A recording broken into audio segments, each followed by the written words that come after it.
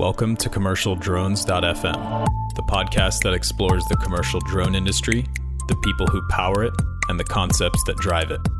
I'm your host, Ian Smith. Hey everybody, and thanks for tuning in to CommercialDrones.fm.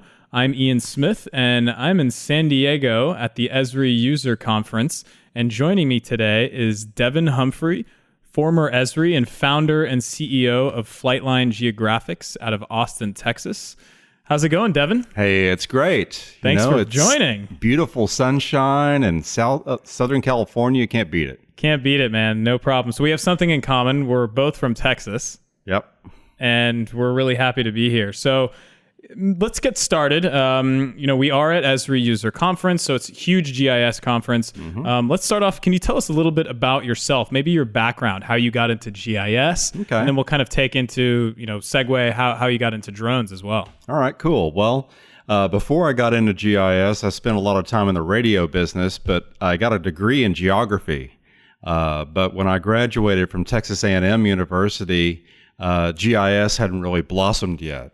So I worked in IT for a while. I continued in the radio business, but GIS finally matured about 1990, and that's when I got into it. Why do you think it matured in 90? Was it because just personal computers? That was basically it. We were starting to see the clone computers in about 86 to 88, and software was then written for the PC platform and the Unix platform on the desktop. And prior to that, you needed a mainframe or a mini computer to run it. So it had to do with computing power getting down to the desktop, thanks to Apple and IBM and Microsoft and people like that. And actually, I don't think we mentioned it, but to someone who's not informed, what is GIS? GIS stands for Geographic Information Systems, but how do you describe that to someone that might be new to it? Well, the number one confusion I run into when I meet people is they think GPS, because that's what you have on your mobile device, right? Yeah, definitely. But it's Geographic Information Systems, so it's basically software and a database that is geospatially or geographically aware. And it's built up in layers. And if you've ever used anything like Google Maps or your navigation programs, you're using GIS. You just may not know it. Cool. So what's Esri then? So for someone that's not informed on Esri is a company, a ubiquitous company. They're very, very popular in the GIS space. And you actually used to work for Esri. But right. How do you describe Esri maybe to someone that's not too familiar with it? Well, they have an interesting history all their own, but they started as a nonprofit and created some landscape architecture tools that were geographic in nature that they were giving away to companies that they thought could use it. And one day they realized they had something that might be worth some money, and they started offering it as a commercial product, went commercial, and that was many, many years ago. This is, I believe, their 37th user conference. So they've been around a while.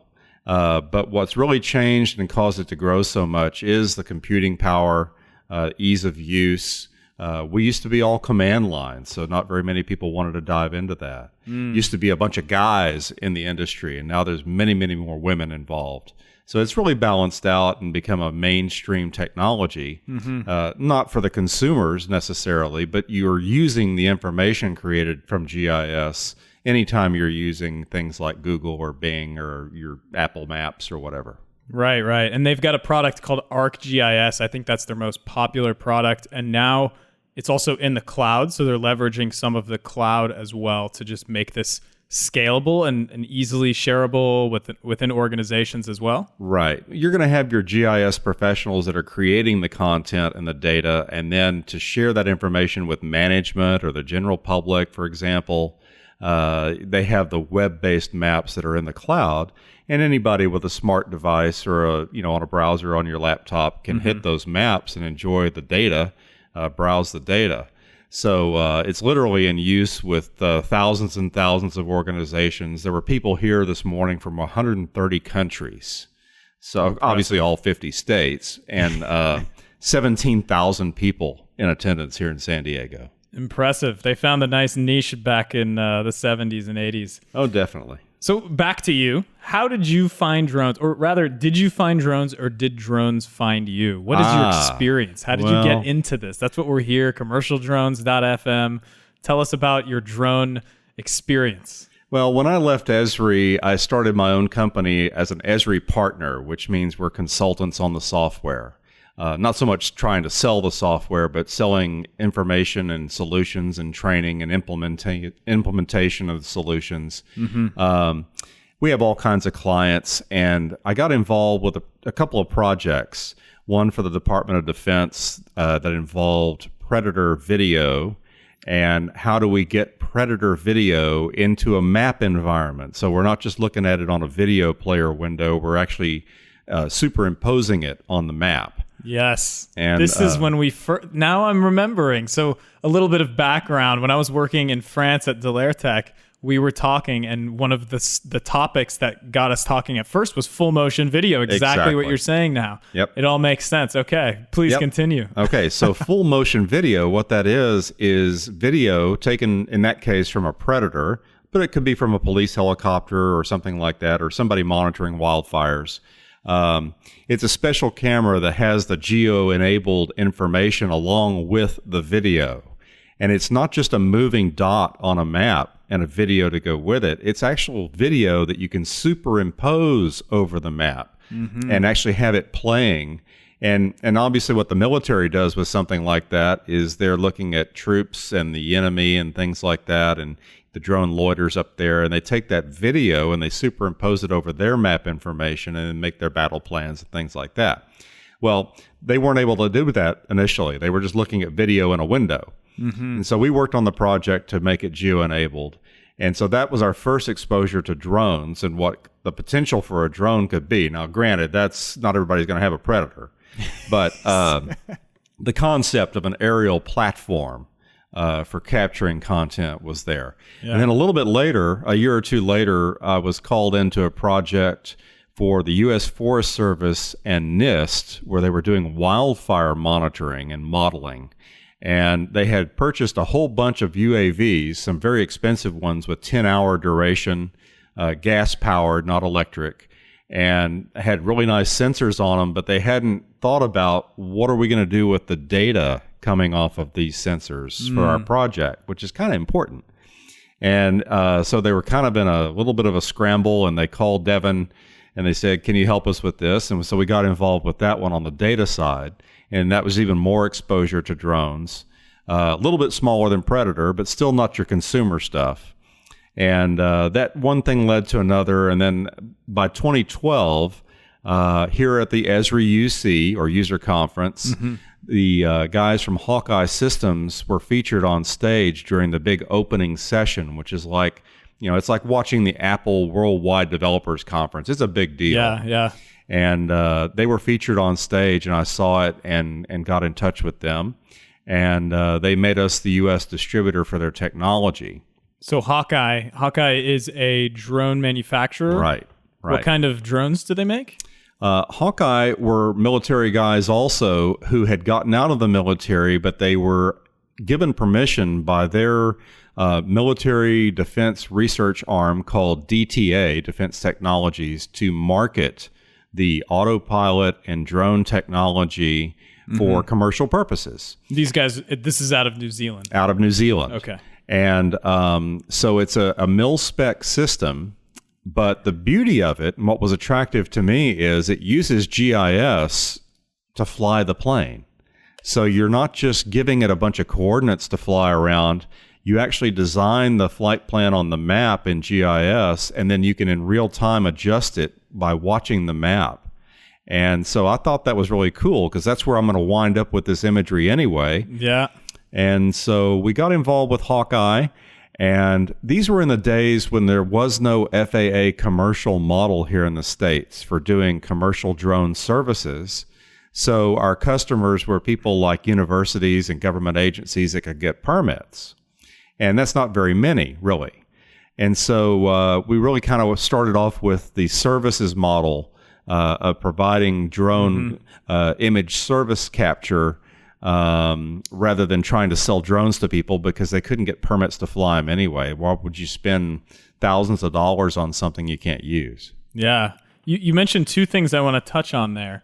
One of them was the drones flying over wildfire areas. And I'm sure you were familiar with the news story or stories that unfortunately were happening when I'm assuming enthusiasts or hobbyists were operating their unmanned aircraft in the vicinity of manned aircraft that were trying to fight wildfires. Right. Now, you were involved with the Forest Service.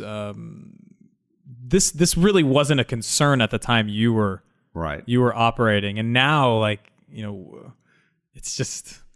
I mean, it seems like common sense. It's a huge problem if this is happening, because then the manned aircraft have to land. They can't fight the fire. Yeah, all through history, we've had looky-loos that want to go out and watch what's going on at the scene of a wreck or a fire or whatever, and that's what we've got happening with the consumer drones. And really, people should have a little more common sense. And when they're caught, they're fined pretty heavily. Yeah, that's a serious offense. But in the projects we were working on, we were in controlled airspace with controlled burns and things like that. They weren't trying to go to active wildfires. They were trying to model and come up with a risk model for wildfires. So right now, they put out a red flag warning for a whole state saying today's a bad day for wildfires.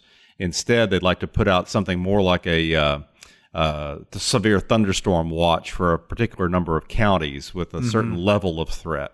That's what they were working on. I see. So it was a controlled experiment. Okay. But that makes me think of something that was kind of interesting. I was involved on the Deepwater Horizon oil disaster in 2010. That's right, yeah. And I was the GIO, put together the command post GIS down there in Louisiana. And we had the U.S. Customs and Border. What is GIO? Geospatial Intelligence Officer. Okay, gotcha. Just needed some clarification. Reporting to the incident commander, who in that case was a 4-star admiral with the Coast Guard, Thad Allen, followed by Bob Papp. When Thad Allen retired during the oil spill, actually, he retired and a new commandant of the Coast Guard took over. Okay. But we had all kinds of air assets during the response, including customs and border protection. They pulled me aside one day and said, hey, Devin, we've got predators in Corpus Christi, Texas, doing border patrol work.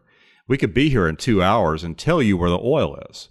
That was our big challenge. Wait, they weren't going to fire missiles at the oil? They were going to tell you where it is? Well, that's a different story. They could have maybe done that. But seems suspicious. Yeah, our big challenge was where's the oil, right? Yeah, no. Yeah, exactly. So they said, we can tell you with our sensors by flying over it with the drone, and you can put it into your map. And I said, well, that sounds really great. Let's ask the FAA if we can get permission to do this. In those days, you really had to ask permission for every single event. And we asked, and they said no. And we said, why not? And they said, well, you could just as easily do that with a manned aircraft. So why would you want to use a drone? And that's sort of their standard response back in those days. But things have really changed. I mean, they came out with their commercial 333 in 2014. And then here just last week, they announced the Part 107, which loosens up a little bit more. Yeah. But that's just in 6 years how far things have come here in the U.S. And, of course, we're following what other countries have done. They've been doing this for years. Yeah, absolutely. Definitely. So you guys announced something quite significant at Esri, solar-powered drones. This is a Hawkeye drone. It's not an entirely new concept for solar-powered drones. But yeah, we just had one fly around the world, right? Oh, yeah, that's right. Yeah. I mean, circumnavigating the globe, super high altitude. This is a lower altitude. But so what sets yours apart? What was the thinking? Tell us a little bit about this new announcement of the solar-powered Hawkeye UAV system. Well, this Hawkeye drone is in its 4th generation, and it started off as a military design like we discussed, and over the years they improved the airframe or the body of the airplane by making it more aerodynamic or larger to carry bigger cameras or what have you. And what they wanted to do is they went back to the original design but on steroids. They just blew it up in size, in scale, so that they could put the larger cameras in it and at the same time have enough wing surface area that they could put the solar panels. And the purpose of the solar panel is to extend the flight time. One of the challenges with drones, and you see this exaggerated with the quadcopters, they'll fly for 15 or 20 minutes maybe. And there are some designs that will go up to 30 minutes. but that's not enough to do large areas. Yeah. You can do 50 acres, 100 acres, something like that. And you're going to get to a practical limit where the rotorcraft, because it only lasts for so short a time, and you're changing batteries all the time, you want to go with a fixed wing plane design. Mm-hmm. Okay. So the design we've been working with for the past few years lasts for 60 to 90 minutes. And that's good. Yeah, very respectable. In 60 minutes, you can cover roughly a square mile or 640 acres. And we're flying about 2 square miles in 2 hours with the old design. What altitude, approximately? That's at the legal limit of 400 feet. Okay. So you're flying at the legal limit the FAA lets you go, but you're capturing very high resolution imagery, and you have to fly a bunch of overlap, obviously, and we're 50-60% side lap and 80% overlap in the forward dimension. But what you do with the solar is you extend that flight time from, say, 60 minutes or 90 minutes up to more like 3 to 5 hours. And the beauty there is you put it up one time, you fly over the area of interest, and it's just like mowing the grass back and forth until you're finished, and then you land. Mm-hmm. Well, any kind of aircraft, manned, unmanned, whatever, it's the takeoff and the landing that's the risky time, really. Yeah. And so if I can go once instead of 3 or 4 times with that aircraft, I've reduced my risk, but I've also covered more area more efficiently. Absolutely. And with one of the new provisions in the Part 107 announcement was for rural area operations, if the pilot in command of the unmanned aircraft system is in a moving, motor vehicle and is not the operator of both the motor vehicle and the unmanned system, then they can fly and drive, or rather drive alongside the drone as it's flying, as long as it's not carrying persons or property for commercial gain and going intrastate or interstate. It can go intrastate. And that really makes a lot longer missions, a lot longer, higher endurance missions possible, especially in these rural areas. I mean, first you think of farmers, right, and maybe you're getting near infrared imagery. Yep. With the sensor payloads. And speaking of those, what kind of sensors do you attach to the Hawkeye solar system or any of the other Hawkeye variants? We have put just about any kind of sensor that will physically fit or not be too heavy. And that includes, true color cameras for regular aerial photography, infrared for agriculture. We also have put full motion video so that we can fly along and do that superimposing over the map. But back to your ground station in motion concept, that would really help out someone like a pipeline company, which we work with a couple of pipeline companies now, where we could put a ground station in motion, or simplify it a little bit. Let's just put 2 ground stations spaced a few miles apart, or 3 ground stations. A ground station is nothing more than a computer with the flight control software and a radio link. Mm-hmm. So you could have as many of those as you want. You could actually have permanently installed radio links down the pipeline. That's right. And launch the drone at one end and pass it from station to station to station.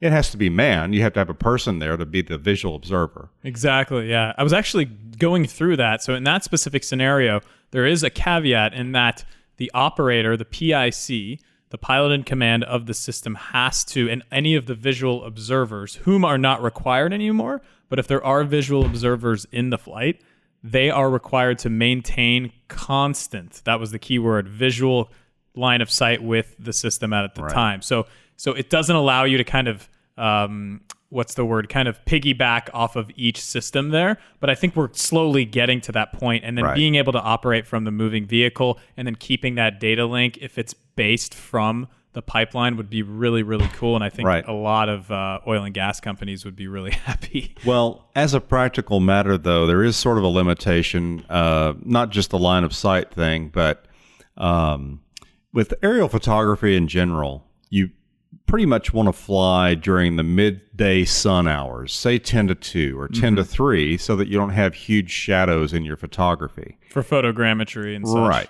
Right. So let's say 4 hours, 10 to 2. Well, this now matches that. And what's convenient is you're also getting the maximum solar radiation for the panels from 10 to 2. That's right. So, yeah, if you can expand on that, how much? So the power that's being generated is. Oh, well, in the air, it's generating more power than it's using. Let's just put it that way. And that's in ideal conditions. Yes. That's incredible. Like here in sunny Southern California or Texas or Arizona, someplace like that, there's not a cloud in the sky, and you're up there at 100%, and you're actually making more power than you're using. But even if you're not, even if you have a little overcast, we can fly below the clouds. That's an advantage of drones. Even if you have a little overcast or a lot of overcast, you're still producing solar power.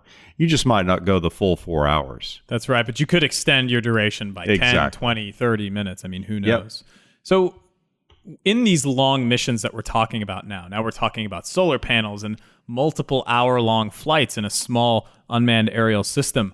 We run into the problem at that point of processing all this massive amounts of data that these platforms are collecting. So what kind of, I'm sure you guys have run into this challenge. Tell me a little bit about that. When we just, met in the conference hall, you were saying, I just talked to the guys over at NVIDIA and they're making some beefy graphics cards. And obviously that's being used to process the imagery. Right. So tell me a little bit about your experience dealing with huge, massive data sets and processing it with photogrammetry. Well, even with the previous designs, we were flying 60 to 90 minutes with no problem. And in that time, we're generating anywhere between 1,500 and, say, 3,000 images. And each of those images might be a 20 or 25 megapixel image. And it turns into big data very quickly. So in order to make an air photo mosaic, the software has to stitch all that together, and you have to have some computing power, and you have to have some bandwidth. You don't want to move the data around too much. But we've experimented with the cloud. We've used the Amazon cloud as a platform for processing for years now. Back in 2010, we were using it for GIS or map serving. So we were already familiar with the cloud, and we've used it for processing to get very, very high-end compute power. We've almost come full circle, though, back to physical hardware in some cases, because we do want to use those big NVIDIA graphics card capabilities and not have to put the data in the cloud or get it back from the cloud. So sometimes if it's a mission-critical, quick turnaround, we don't want to move the data more than we have to. And we need it right there running on the fastest machine we can run. But it is big data. Just for comparison, someone taking a consumer quadcopter, your DJI or 3DR, both good platforms to learn on and have fun with. I have one. I love it. Which one do you have? I started off with the DJI, the Phantom 2 Plus. Phantom 2 Vision Plus, yeah. Yeah, the Vision Plus. And really like it. And we had the very first drone capture damage assessment for the National Weather Service featured in a Weather Service report. Nice. That was 2014. So we like it. But as far as shooting aerial photography for mapping, because of the battery life, again, it's going to stay up for a limited time. And they may capture a couple of hundred pictures at most. And we're doing thousands of pictures. So their processing needs are going to be much less than both hardware and software than what we need for multiple square miles where it's thousands of acres and thousands of images. Oh, yeah, absolutely. So what are your quick thoughts then moving back over to Part 107? So there was just the announcement by the FAA, finally. Everyone's super excited, long awaited. What do you think the implications are for the drone industry? And maybe specifically, how is it going to affect you guys? You were kind of a part of the FAA test site in Corpus Christi, if I'm not mistaken. Right. But what are your thoughts on Part 107 and this announcement? It's obviously not enacted yet, right? But quick discussion on that. Well, in general, it's going to make it easier for people because one of the big holdups for a lot of folks right now under the current 333, which is still in effect, by the way, and will continue in effect parallel to the 107. It's not going away. It's just going to be an alternate method to go Part 107. Under the 333, you have to have a licensed pilot as the pilot in command, and that could be as low as a sport pilot certification. But What that means, and the reason they did that is because it's the only way they can ensure that the person who's doing this knows anything about airspace. Yeah. It's the only thing they can hold them to and say, okay, if they've got a pilot certificate, they've learned about airspace, now we're comfortable. With 107, they've done away with the pilot requirement and replaced it with a multiple choice test that proves that you've learned about the airspace, which is what we've been asking for years, because it's more like a ham radio license at that point, where you've read the rules about transmitters and whatever and passed the knowledge test, proves you've read the rule book. That's what they really want. Yeah, absolutely. I mean, it is, a safety conscious requirement to have. I guess it's akin, not exactly like getting in a car and not knowing what the stop signs or, yield and all these other things mean. So very important to understand the airspace. And I actually just took the Part 107 test that they posted for Part 61 certificated pilots. And there were quite a few questions in the kind of the overview, like quick learning section about airspace and reading a VFR sectional and understanding what the symbols mean. And that can be extremely overwhelming if you've never looked at one of those before. Well, and by the way, speaking of that sectional map, what he's talking about is the airspace maps. And anytime we have a GIS project, a capture using drones come up, the first thing I ask a customer for is a shape file, which is a map outline of the area of interest, or maybe a Google Earth KML file showing the area of interest, for two reasons. One, I first bring it up in our mapping system in our GIS and look at and overlay the FAA charts, the sectional charts with that, and see, am I in some kind of problem area, or is it clear and good to go? There you go. That's the very first step, because I'm not going any further if it's, something I can't do. Absolutely. Then the second thing is we look at it for size and shape and how long and how much is it going to cost us to go capture it, and that way we can come up with a price to the customer that's fair. So airspace is important. You must know about the airspace, and we've already heard about people flying too close to the wildfires and flying. There should be a TFR that's out for that wildfire, and you should check that, or flying too close to airports or things of that nature. And you just need a little common sense, and in the absence of common sense, pass the multiple choice test. Beautiful advice. Thank you, Devin. So what is the next biggest challenge for the drone industry to overcome? We've overcome the first hump here in the US, which is kind of Part 107, for me at least. What kind of other challenges do you think lie in the future for the industry as a whole? Well, that's a good question. I think a lot of the challenges involve inflated expectations. This is something I've spoken about on a couple of occasions. Gartner Research, which does a lot of IT research, they have something called the Gartner Hype Cycle. And I can't draw it here on the podcast, or maybe I will. Can you see this over here? No. It's a big curve where you have a peak in the beginning of inflated expectations. This could be for any technology, not just drones. It could be cell phones, could be GPS, whatever. So in the beginning, you have an inflated expectations, a lot of hype and interest, and people get big ideas. And then you go and try it, and you get involved with it, and you have a big old crash, like going down the roller coaster to the bottom. It's called the trough of disillusionment. There you go. I love that term. And down at the bottom of the trough of disillusionment, I added another category. It's the pit of despair. What that is that where we're heading? Yeah. Well, this is the problem. You get these inflated expectations, and then you try it, and you find out either your battery time is limited, or your camera is limited, or you didn't learn enough about the right overlap, or you didn't spend enough money on software, or what have you. And you're not getting the results you really promised to the boss, right? Or something like that. You're not getting what their marketing company told you could do. Yes. And then after you recover from that, you start to climb a plateau of productivity by getting to figure out what's real, what really works. Oh, okay, I just need a better camera. Oh, I just need maybe a little training or something. And then you can get productive with the technology.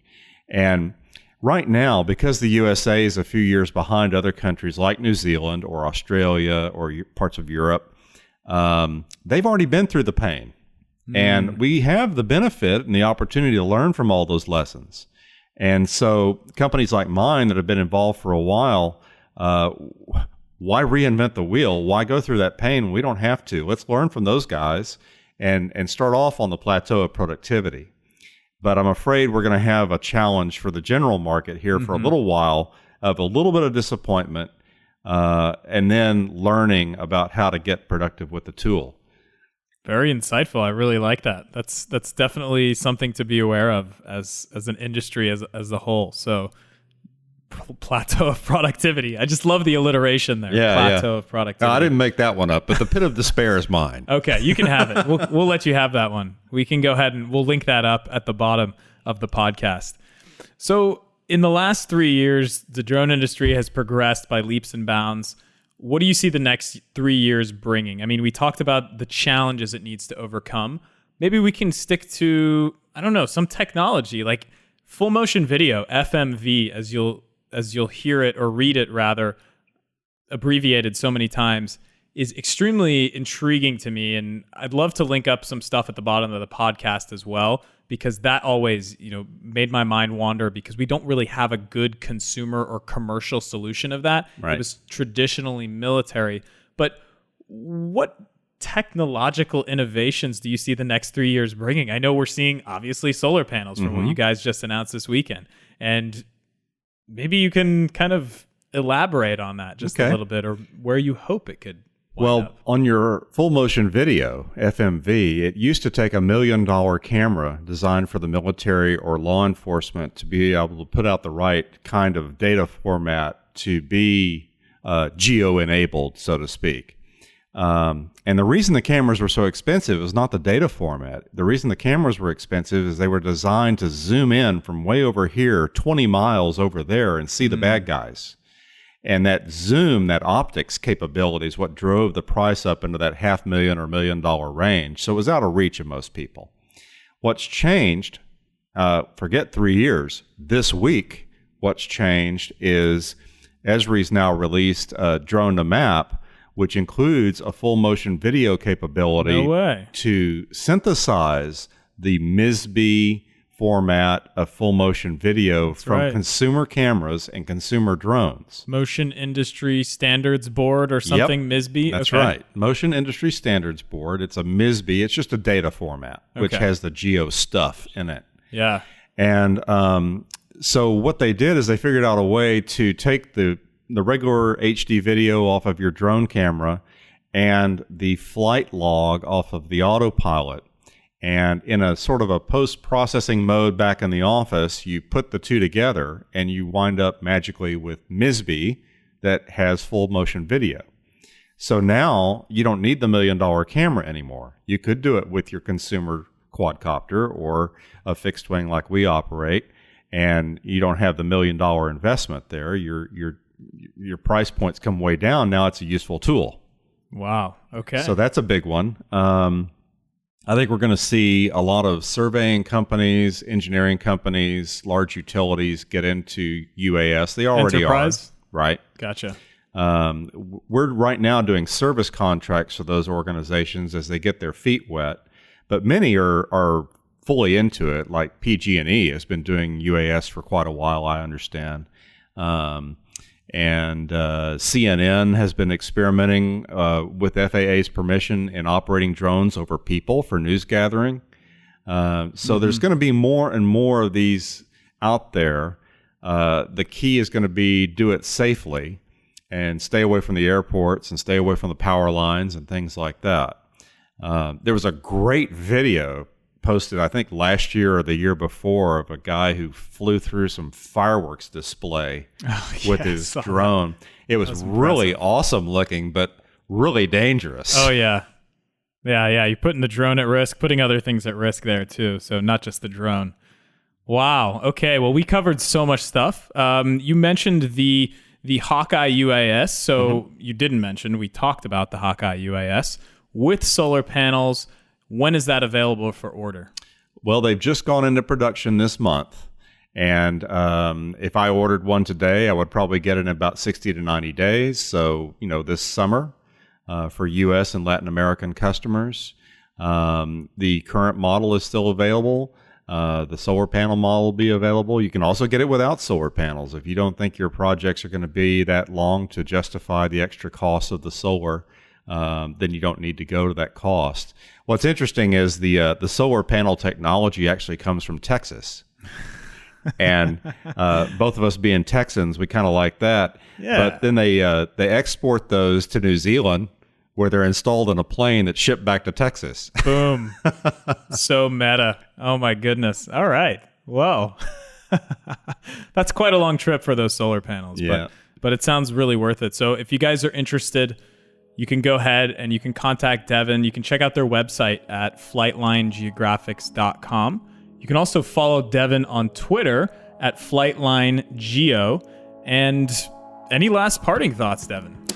Well, drones are a lot of fun, but I tend to look for useful technologies. And if we can have fun while doing it, that's great. And it's exciting. Both of my sons are involved in the company. They're 23 and 21. They really enjoy the technology and being outdoors and doing this kind of work. And what you wind up with is simply stunning. The aerial photography or video, we're even getting into 3D. And 3D visualizations of things like cities and landscapes is just purely awesome. And that's where the Esri comes in, bringing all that content back to GIS where we can visualize it and make it available to the masses. So it's an exciting time. We're really enjoying it, and we invite people to play along. Thank you so much for joining us, Devin. Really appreciate your time. The audience thanks you too. And thanks everyone for listening. You can go ahead and subscribe to us on iTunes. You can subscribe on Google Play. Please don't forget to leave a rating for the podcast or a review, because it helps so much in the first few weeks here. Thanks again for joining us. Thanks again, Devin. We'll be back soon. Everybody fly safe. Take care. Cheers.